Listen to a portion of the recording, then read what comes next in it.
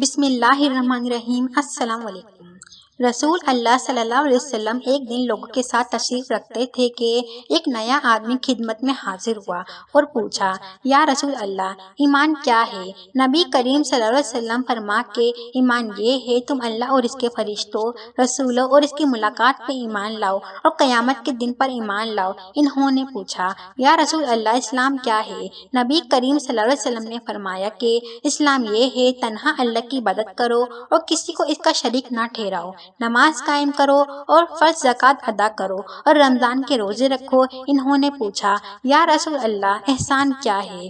نبی کریم صلی اللہ علیہ وسلم نے فرمایا، احسان یہ ہے کہ تم اللہ کی اس طرح عبادت کرو گویا کہ تم اسے دیکھ رہے ہو، ورنہ یہ عقیدہ لازم رکھو کہ اگر تم اسے نہیں دیکھتے تو وہ تمہیں ضرور دیکھ رہا ہے۔ انہوں نے پوچھا، یا رسول اللہ، قیامت کب قائم ہوگی؟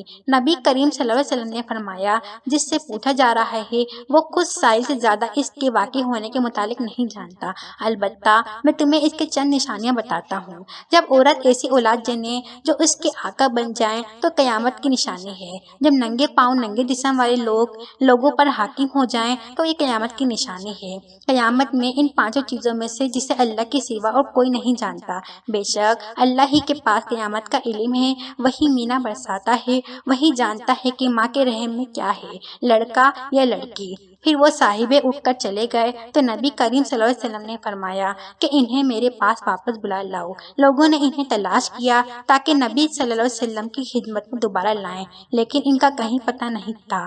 پھر آپ صلی اللہ علیہ وسلم نے فرمایا، یہ وہ صاحب جبرائیل تھے، انسانی صورت میں لوگوں کو دین کی باتیں سکھانے آئے تھے۔ السلام علیکم۔